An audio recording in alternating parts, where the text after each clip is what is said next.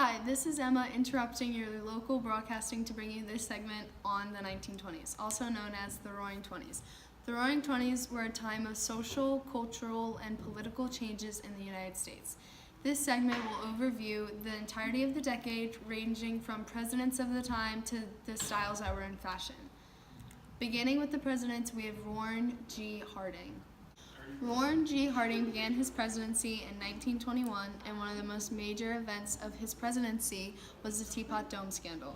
The Teapot Dome scandal lasted from 1921 until the end of his presidency, and it had to do with his Secretary of Interior, Albert Fall.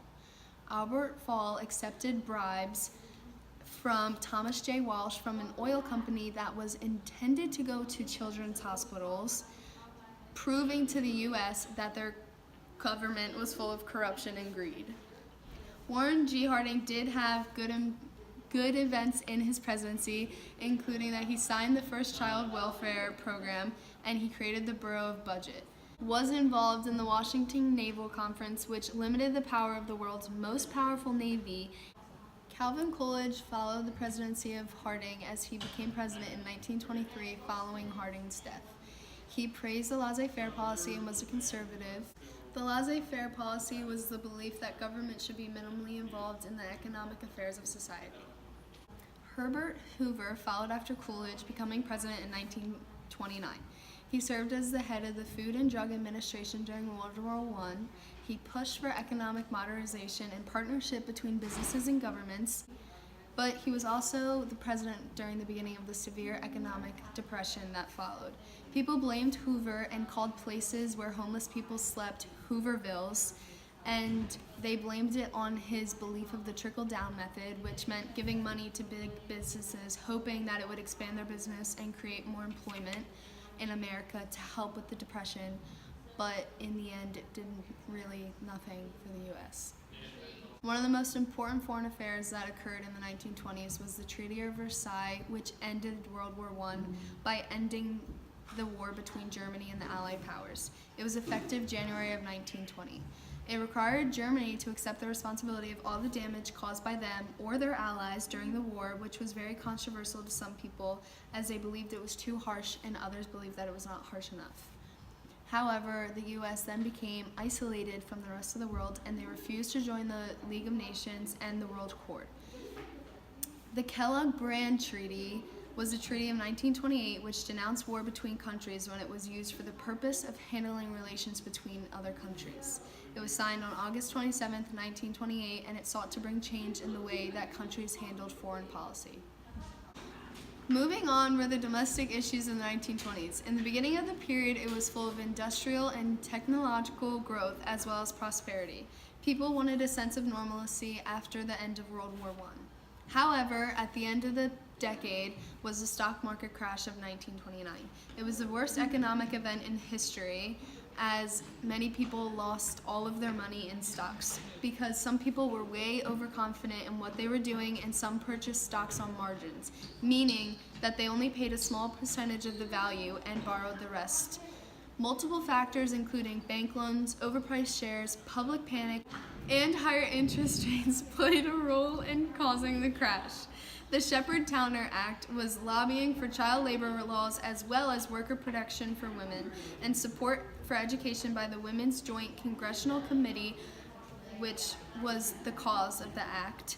It provided $1.2 million for prenatal and baby care centers in rural areas. The 20s were also filled with immigration acts and quota systems. Beginning in 1921, Congress limited annual immigration to about 350,000 people yearly. In 1924, they limited it even further to 164,000 people, and then they also completely rejected the immigration of Asians. The intent of these acts was to reduce the immigration of foreign people in the United States. Prohibition started before the 20s but remained important as progressives saw it as a way to deal with social problems associated with alcoholism. Another big point of the 20s was KKK revival, as it aimed to destroy radical political power and establish white supremacy in the U.S. To continue, women showcased a free-spirited modern feel that came with the Roaring Twenties through their clothes. They wore shorter, low-waisted dresses and revealing styles, and their outfits were accompanied with bobbed hairstyles, which they wore with cloche hats. Their clothes were a mixture of brightly colored clothes, scarves, and stockings with bold geometric designs. Here's a picture of what they typically wore. Next, we have music. Modern music became popular with the development in media such as radios, records, and films. Jazz was the most popular music form, and it originated from southern states by black musicians like Louis Armstrong and Bessie Smith, who became wildly popular. It was more rhythmic and lively than the waltz and easier to dance to, and led young people to drink, smoke, and behave indecently. Swing dancing also developed alongside jazz music, which black people had a huge influence on. Jazz had been prohibited in a number of cities such as New York and Detroit. Performances moved to the speakeasies, making the young people even more determined to rebel. Dances were sexually suggestive, and parents were shocked by their children's enthusiasm to dance to them. The Lindy Hop also became a popular dance. This dance honored Charles Lindbergh for crossing the Atlantic in an airplane in 1927. The radio was the most popular form of entertainment for a number of reasons. Since not everyone could read, the radio became important in communicating news and information to people. Also, as the popularity of jazz increased, more people bought radios, records, and gramophones so that they could listen to jazz music. People could listen to their favorite team taking part in sports matches, especially if they couldn't afford tickets or travel to the game. Companies also paid to advertise their products. Another type of entertainment was the cinema. It influenced fashion and the way people acted. During World War I, going to the cinema, or the picture palace as it was sometimes called, was a popular activity in America. It was a way for young adults to escape from the world's problems. During the early 1920s, every movie was silent, so instead cinemas had musicians play the piano or electric organ during the films. Hollywood was the perfect place for outdoor filming because it was located near Los Angeles and it had a very dry and sunny climate. The major movie companies in Hollywood during this time were Paramount, Warner Bros., and MGM. By filming a variety of movies, they attracted a huge interest in movie stars.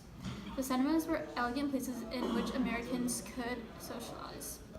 Stars also contributed to the popularity of the cinema. The Italian Rudolph Valentino was a very popular actor and appeared in many early films, earning around $1 million. When he died suddenly in 1926, his fans were distraught and a number of women committed suicide. Women like Clara Bow, who was considered the original It Girl, was one of the Hollywood stars that had the most influence on society at the time.